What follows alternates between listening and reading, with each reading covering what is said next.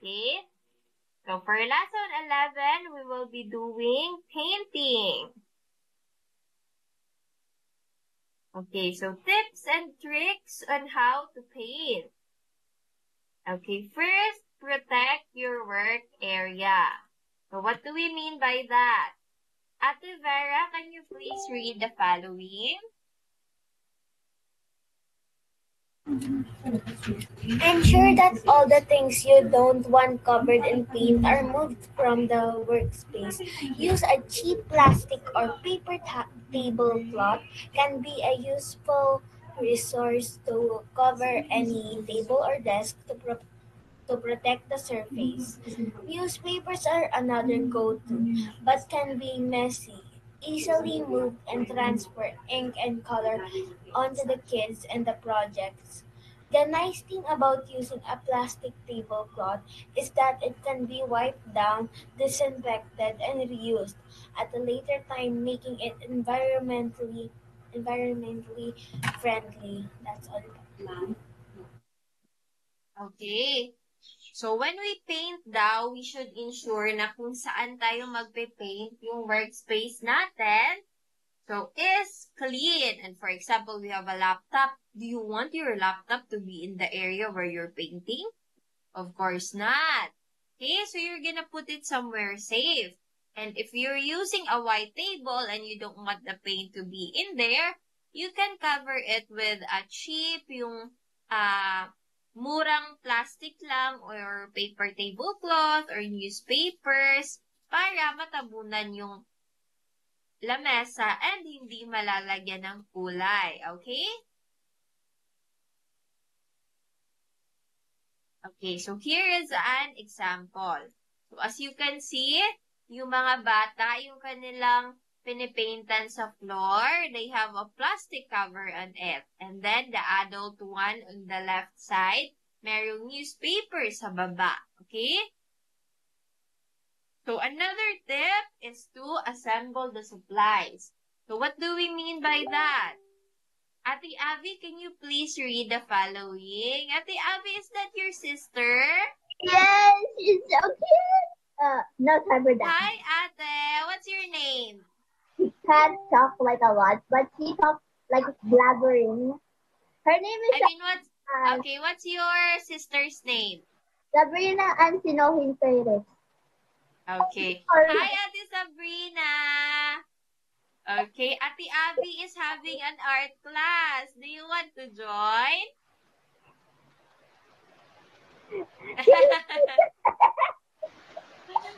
Okay, Ate Abby, can you please read the following?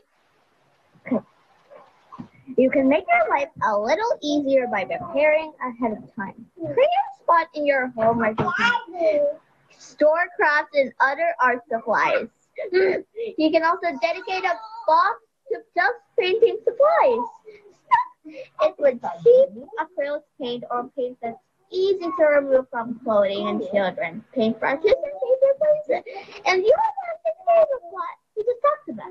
Having supplies prepared can make the task just much easier and you'll be ready to paint within minutes.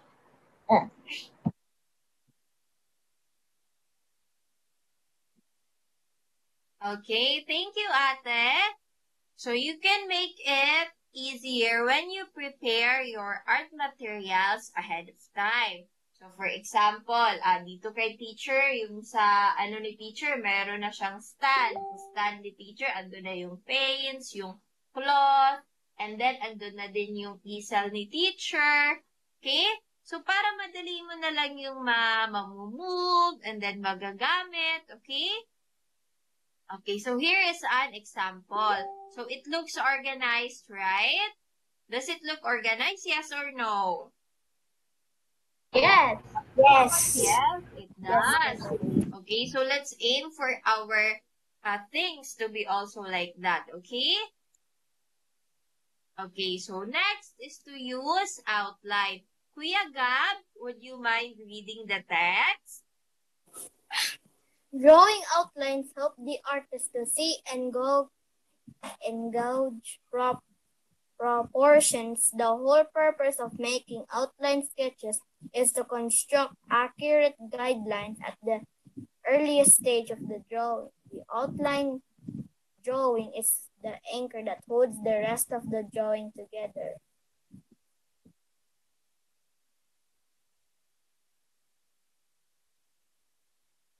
Okay, thank you so much, Kuya. Okay, so just like what we always do in all of our drawings, so we should first do the outline. So when we do the sketches, what do we sketch first? We sketch using the basic, what? Hey, The basic shapes. Very good.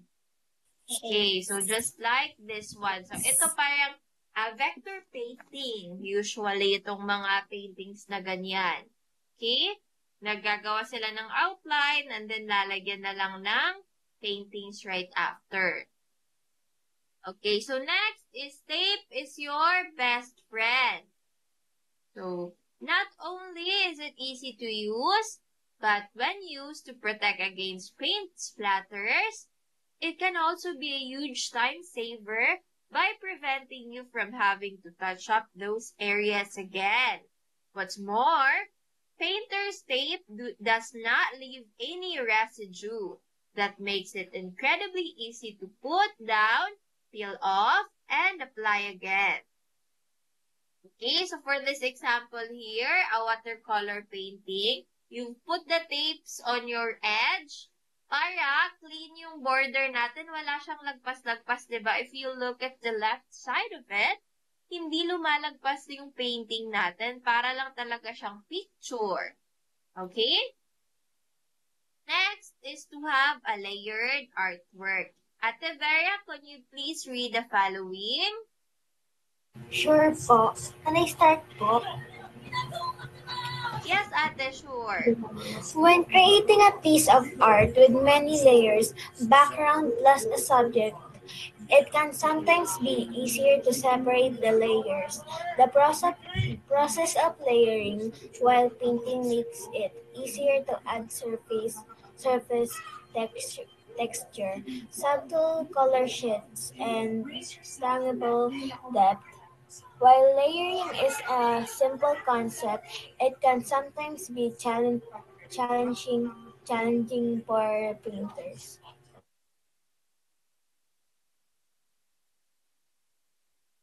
Okay, thanks for that, Ate Vera. Okay, so when we create a piece of art now, so we're gonna add some texture, some color shifts, and some depth. Okay, just like this one and this one. Okay, so hindi siya, take a look at this. So dito, meron na siyang shading dyan. Pero dito wala pa, di ba? So, patutuyuin muna natin and then add ng new layers na naman, okay? So, hindi pang kaisahang ano lang yan, painting lang yan agad, okay? So, lagay tayo ng layer now, patuyuin, and then lagay na naman ng layer later. Okay, so next is understand horizon line. Okay, Ate Vera, Ate Abby, can you please read the following?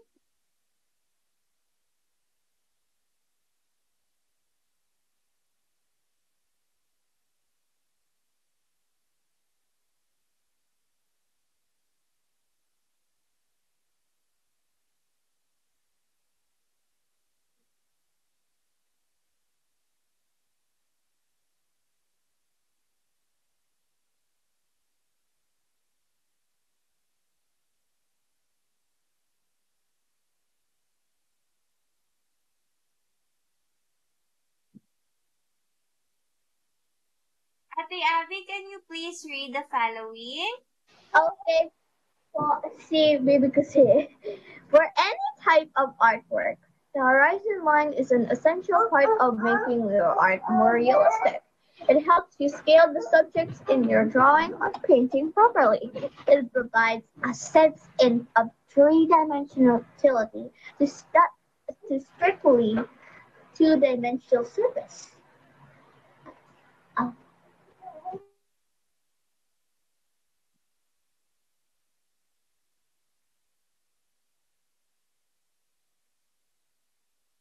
Okay, thanks, Ate Abby.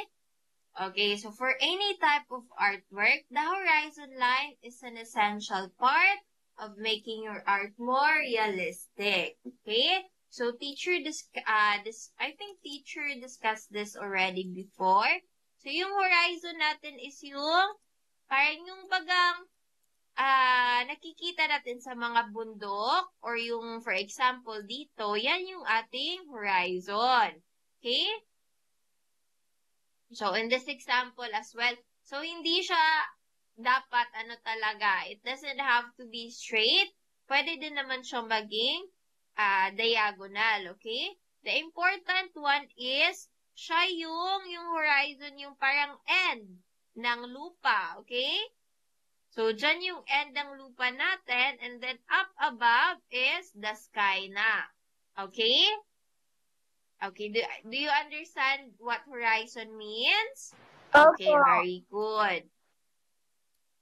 Okay, so just like this one, okay, so if makikita nyo dito sa part na to, alin ang mas malaki, ang land part or ang sky part?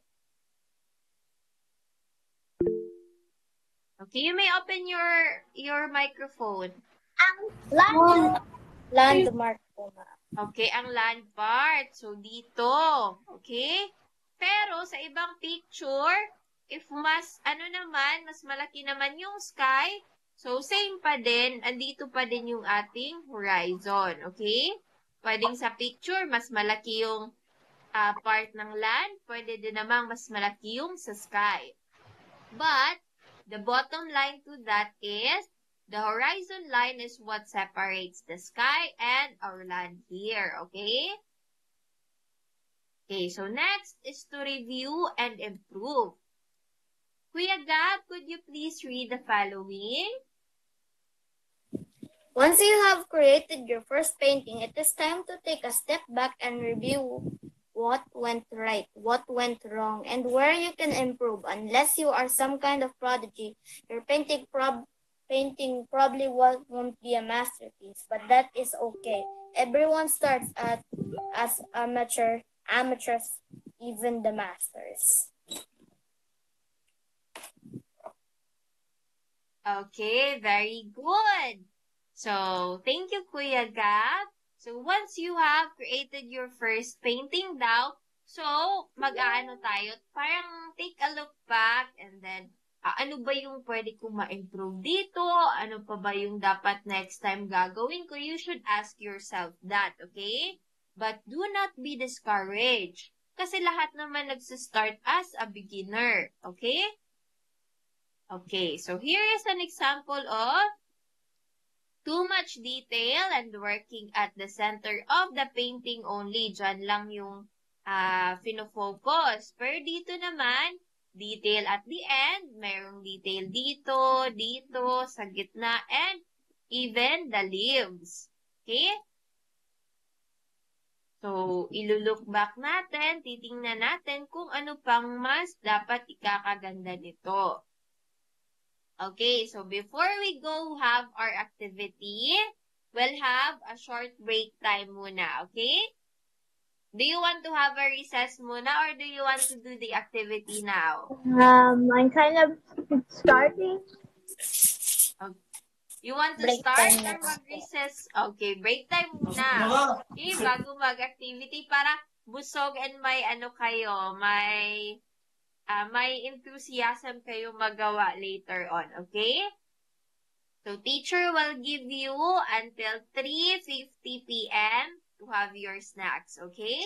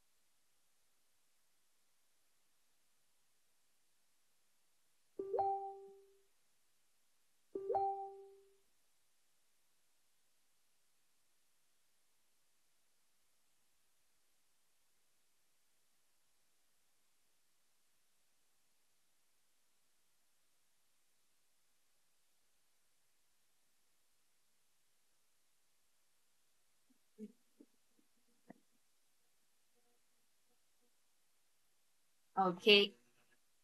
Ay. Okay. So, snack time is over. So, let's now go to our activity. Okay, are you now ready, Ate Vera, Kuya Gab, Ate Abby? Yes po. Okay. Can you open your cameras for teacher? So, teacher can see you. How about Ate Abby? Okay, first, prepare muna natin yung gamit. Where's your watercolor? Okay, very good. What about your paintbrush? Okay, very good. How about yung parang cup or lalagyan na merong tubig? What about Kuya Gab? Meron ka na ba nun? Yung lalagyan ng tubig? Okay, very good. Okay, what about yung cloth or tissue? Tissue, kuya? Tissue or cloth? Okay, very good. Parang wala po ako, ma'am. Okay, kuha ka muna ng tissue, kuya. Okay, hintayin muna natin si Kuya Gab.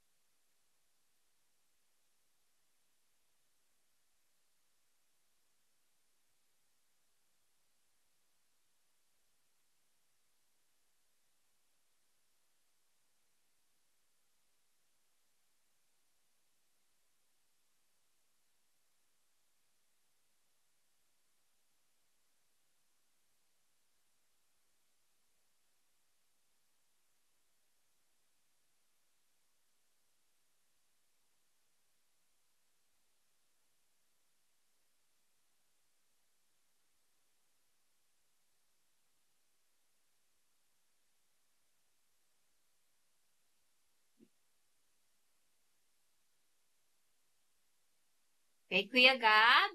Okay, hindi pa naghahanap pa si Kuya Gab ng tissue.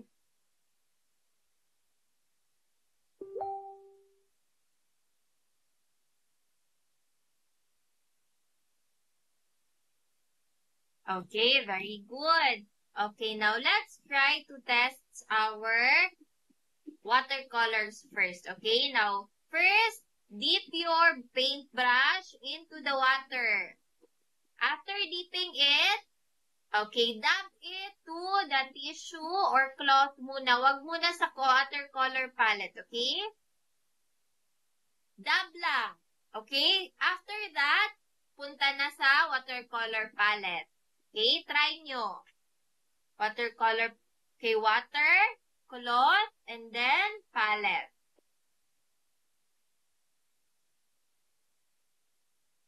Okay. Very good. Okay, so hindi siya masyadong basa, right? Pero, it's just enough to make your paintbrush wet and not dripping. Okay, very good. Okay, for today's activity, we will do this one. Okay? So, in this activity, parang same lang sa ating, okay, half of the paper lang yung ipapaint nyo para hindi masyadong malaki, okay? Just half of the paper. Okay, just like the silhouette drawing, what are we gonna put first? Uunahin ba natin yung black or yung background? Background po. Okay, yung background. Very good. Okay, so now you may start your drawing. Okay? Your painting. Pwede pong anong kulay gamitin? Just like this one, kuya. So, teacher is gonna show an example. Wait lang. Okay, here it is.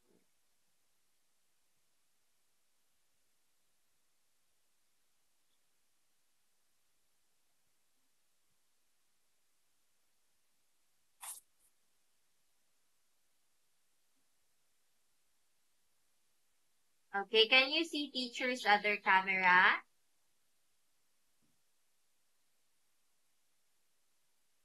Okay, so let's try to do this one. Okay? So, papakita to ni teacher. Parang time-lapse siya of what you're gonna do. Okay? So, first, of course, we're gonna cut the horizon muna, just like kanina. And then we're also gonna sketch our sun. Okay? So, wag muna mag-paint. Look at how teacher does it muna. Okay? After the sketching, nag-paint si teacher ng color red sa taas. And then, in the middle, it's color orange. Okay? Again, wag muna mag-paint. Look at teacher muna. Okay? And then after that, the lightest color yellow na naman. Okay? So, those are our upper colors. So, paano yan, teacher, para mag-blend siya na yung parang sa sunset siya? So, what we're gonna do, we're gonna add a bit of yellows in the orange and red part. And then, sa yellow naman na part, lalagyan natin ng a bit of orange. Okay, look at teacher sa video muna, Ate Avi. Okay? And then, after that, sa C naman. Okay, lalagyan muna natin ng color blue, a light blue. And then we're gonna add a bit of dark blue to it para meron siyang waves, meron siyang depth. Okay? So as you can see, it looks good now and the blending looks alright too. So after the background, we're gonna put our silhouette and kukunin na din natin yung i-erase na natin yung pencil sketch natin for the sun para maging ganyan siya, okay? Okay, and then, it's up to you na anong other details i-add nyo. Lalagyan nyo ba ng boat, ng birds, or ng tao? It depends on you, okay? Okay, did you got it? Ate Abby? Okay, Kuya Gab? Okay, what about Ate Vera? Ano po? What? Did you got it? Teacher's instructions on how to do Yes. the painting? Yes po. Okay, very good. Okay, you may now proceed on to painting. So, teacher's gonna give you 20 minutes to do that, okay?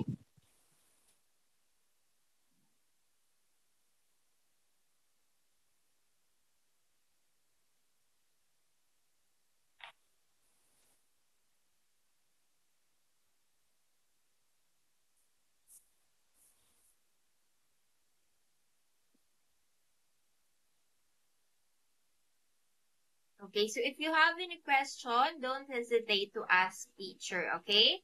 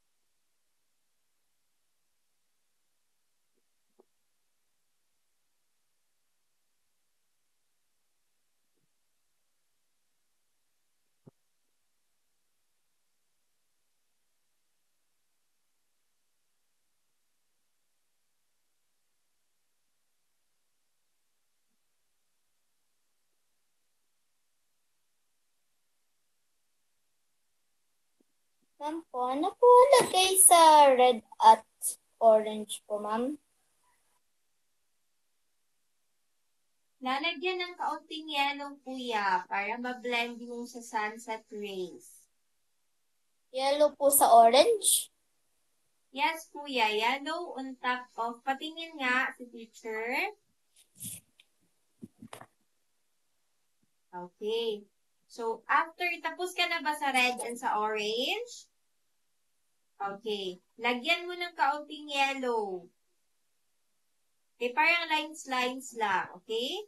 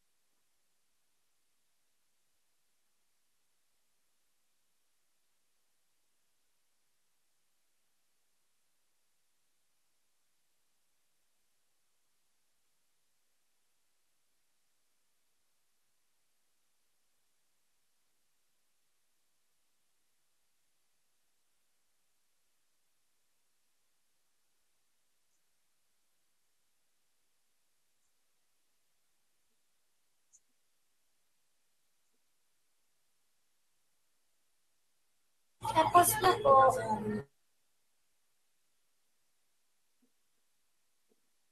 Okay, may I see it, Ate Vera? Okay, wow, very good. That looks so nice. Okay, let's wait for Kuya Gab and Ate Abby, Yes okay? po, teacher. Okay, you're welcome. So while waiting, Ate Vera, you may add some details that you want to add in there. So, for example, if you want to add some birds, some boat, it's upon you, okay? You may try to do that, okay?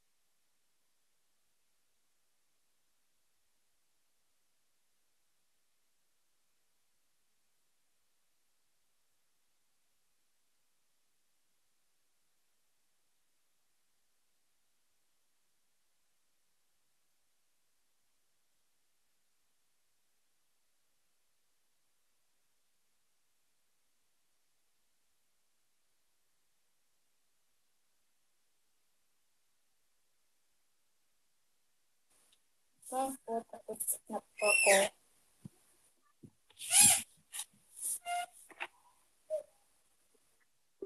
Okay, what about Ate Abby?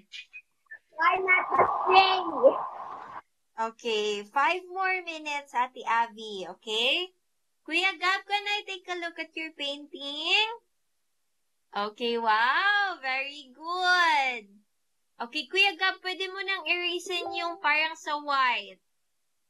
Yung circle. Erasin mo yung paper, yung pencil, and then lagyan mo ng white. Do you have a white color oil pastel? Okay, you may add that.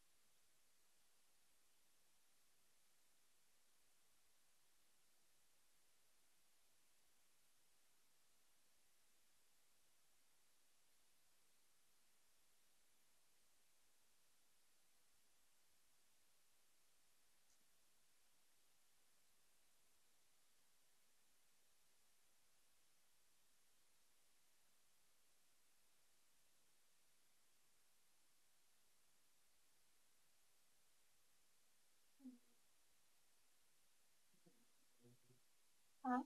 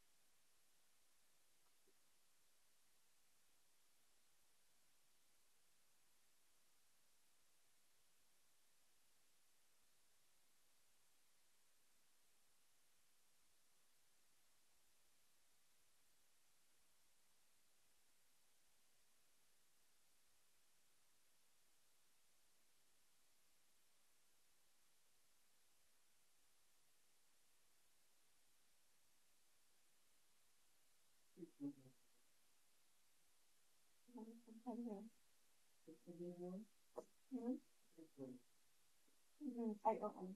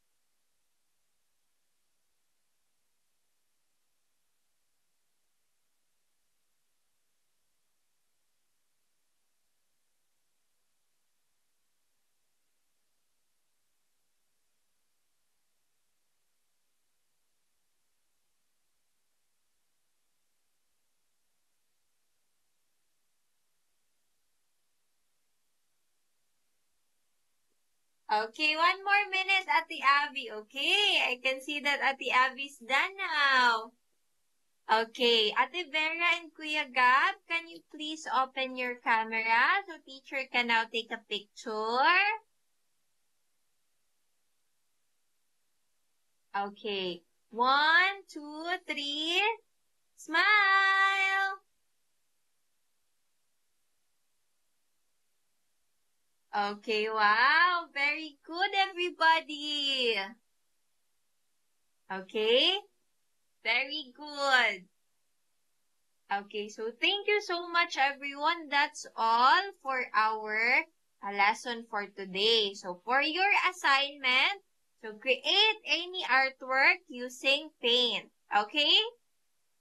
Okay, did you enjoy our class today? Yes. Okay. Teacher, Okay, I very... have a Yes, question. ate? What is it? Ano pong klaseng artwork? Meron po bang gagayahin? Wala, ate. It depends on you. Okay. Whatever you want to paint. Okay? Okay. So that would be all for today. See you all next week. Bye-bye! Bye po, teacher. Bye-bye!